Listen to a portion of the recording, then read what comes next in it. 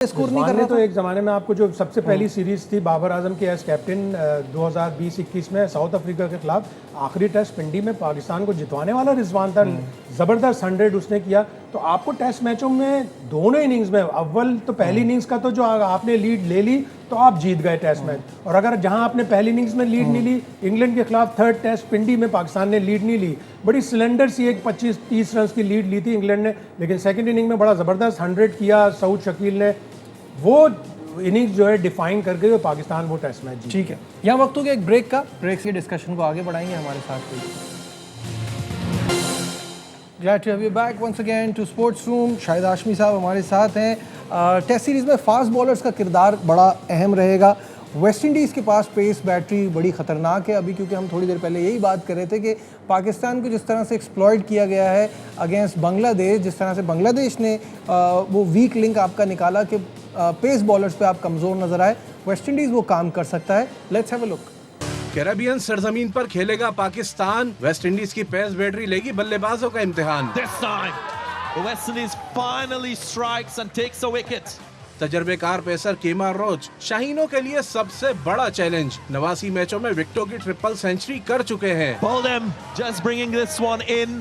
2021 के दौरे में जेडन सील्स भी 11 शिकार करके बड़ा खतरा साबित हुए। Brilliant, brilliant. He likes these A's. He really does. He's off and running. शमार Joseph ने 2 साल पहले ऑस्ट्रेलिया में वेस्ट इंडीज को तारीखी फतह दिलाई थी। पाकिस्तानी बैटर्स को उनसे भी बचना होगा।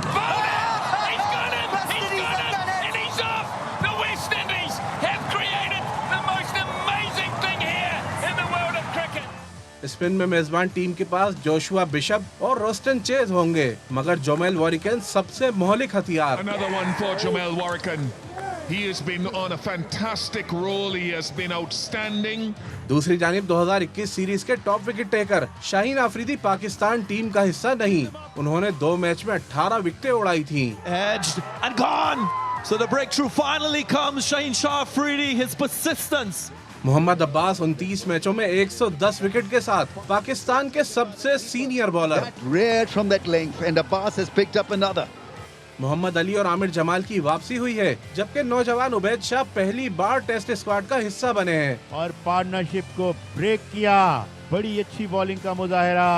पाकिस्तान की स्पिन का दारोमदार डोमेस्टिक के टॉप परफॉर्मर अली उस्मान और इंग्लैंड के खिलाफ सीरीज के हीरो साजिद खान पर होगा।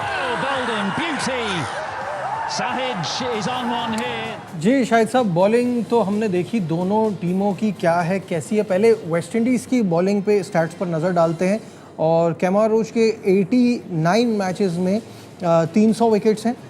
जेडन सील्स की 102, वारिकन जिन्होंने पाकिस्तान आके बड़ी ज़बरदस्त सीरीज़ खेली थी 78 विकेट्स हैं 23 मैचेस में। शमार जोसेफ के 13 मैचेस में 58 विकेट्स हैं। जस्टिन ग्रीव्स के 16 मैचेस में 24 विकेटें हैं। तो इनका ऑब्वियसली काफ़ी एक्सपीरियंस पेस अटैक है कंपेयर टू पाकिस्तान, जहां हमारी मेन जिसको हम पेस बैटरी कहते हैं शाहीन नहीं है, नसीम नहीं है, हसन अली नहीं है। तो ये चीज़ों से फ़र्क पड़ेगा। हमने तो टेस्ट मैचों में नई फास्ट बॉलिंग की इब्तिदा की है कि अब हमने ये सोचा है कि कुछ प्लेयर हम वाइट बॉल के लिए रखेंगे। ऑल्दो कि बहुत से लोगों का ये ख्याल है कि शाहीन शाह अफरीदी और नसीम शाह की आपको इंग्लैंड में ज़रूरत पड़ेगी, इसलिए कि वहाँ पे वो काउंटी क्रिकेट भी खेल चुके हैं, उनको वहाँ इंग्लैंड कंडीशन का बहुत एक्सपीरियंस है। साथ में आपके साथ मोहम्मद अली और मोहम्मद अब्बास होंगे। अब्बास का बड़ा एक्स्ट्रॉर्डनरी तजर्बा है इंग्लैंड की कंडीशन में। यहाँ पे शायद वेस्ट इंडीज़ में स्ट्रगल करेंगे, मोहम्मद अली भी स्ट्रगल करेंगे, इसीलिए ज़्यादा अच्छा होता कि स्पीड वाला बॉलर उबैद शाह को शायद कंसीडर करते हैं, लेकिन नहीं कर रहे तो वो दूसरी बात है। लेकिन वेस्ट इंडीज़ का यकीनन एज होगी पेस में। ऑस्ट्रेलिया की सीरीज़ का मैं बार बार इसके तस्करा करता हूँ कि ऑस्ट्रेलिया टॉप क्लास टीम है। एक वर्ल्ड टेस्ट चैंपियनशिप जीती, एक वर्ल्ड टेस्ट चैंपियनशिप का फाइनल खेला। तो जब वो गए वेस्ट इंडीज़ तो उनकी जो 60 विकेटें गिनी 6 इनिंग्स में, उसमें से 58 वेस्ट इंडीज़ के फास्ट बॉलर्स ने ली। 22 विकेट्स इन 3 टेस्ट मैचेस की 6 इनिंग्स में शमार जोसेफ ने ली। उसमें कीमर रॉच नहीं खेला था। अलजारी जोसेफ की अलबत्ता उन्हें कमी महसूस होगी, लेकिन अलजारी जोसेफ से ज़्यादा एक्सपीरियंस कीमर रॉच का है, और वो पाकिस्तान के खिलाफ और अगेन वेस्ट इंडीज़ में उसका स्ट्राइक रेट भी बहुत अच्छा है और एवरेज भी 22 के करीब है। बाहर ज़्यादा है, वेस्ट इंडीज़ में बहुत ज़बरदस्त है। तो आपको फास्ट बॉलिंग में उनकी फास्ट बॉलिंग को झेलना होगा। अगर तो पिच ड्राई होती है और थोड़ी स्पिन के लिए मदद करती है, उसके बावजूद भी उनके फास्ट बॉलर्स की इतनी स्पीड है कि आपको वो मुसीबत डालेंगे। बिल्कुल ठीक है। और ऑब्वियसली सीरीज़ का आगाज़ कल से होगा। बहुत सारे फैसले हैं जो पाकिस्तान की इस टीम को लेने हैं और देखते हैं कि मसला ये भी है कि वेस्ट इंडीज़ में लोग ज़रा देर से सो के उठते हैं, थोड़ी रात को लेट नाइट पार्टीज करते हैं, तो कुछ पता नहीं चल रहा कि क्यूरेटर कहाँ है, पिच कैसी बनेगी। Exactly. लेकिन चूंकि पहला टेस्ट मैच हो रहा है इस ग्राउंड पर, इसलिए कोई फास्ट पिच नहीं होगी। और यहाँ पे उन्होंने कमाल है कि यहीं पे उसी वेन्यू पे उन्होंने 4 डे मैच भी करा दिया। बिल्कुल ठीक है, यहीं पे 4 डे मैच भी हुआ, यहीं पे ये टेस्ट मैच होगा। क्या होता है ये तो आने वाला वक्त ही बताएगा। जल्दी से हम थोड़ी सी कॉमनवेल्थ गेम्स की बात कर लेते हैं। 23वां कॉमनवेल्थ गेम्स ग्लासगो में रंगारंग इसका आगाज़ हो गया है और इफ्तिताई तकरीब में किंग चार्ल्स ने खुसूसी शिरकत की। 36 रुकनी पाकिस्तानी दस्ते की जो क़यादत कर रहे हैं वो हैं Olympic gold medalist Arshad Nadeem. Shahid साहब, क्या एक्सपेक्टेशन है?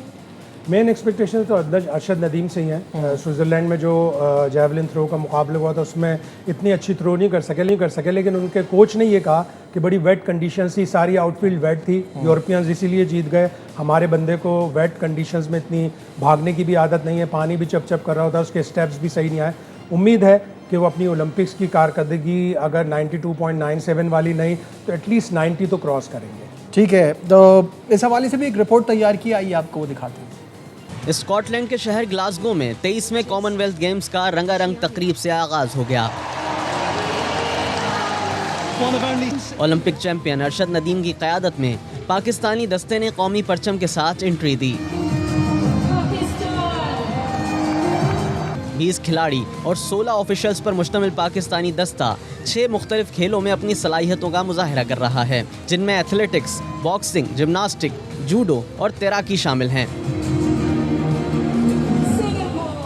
इफ्तिताही तकरीब में मौसीकी, दिलकश रोशनियों और फनकारों की परफॉर्मेंसेज ने पूरे अरीना को जश्न के रंगों में रंग दिया। एक हफ्ते से ज़ायद जारी रहने वाले इन खेलों में दौलत मुश्तरका के बेहतरीन एथलीट्स मुख्तलिफ मुकाबलों में इन एक्शन होंगे। जी, तो बड़े एक्साइटिंग मुकाबले देखने को मिलेंगे। पाकिस्तानी रेसलर इनाम बट का कहना है कि कॉमनवेल्थ गेम्स में रेसलिंग को शामिल ना करना ये सबके लिए मायूसी की बात है, लेकिन उन्होंने पाकिस्तान के इस दस्ते के लिए नेक ख्वाहिशात का इजहार किया है।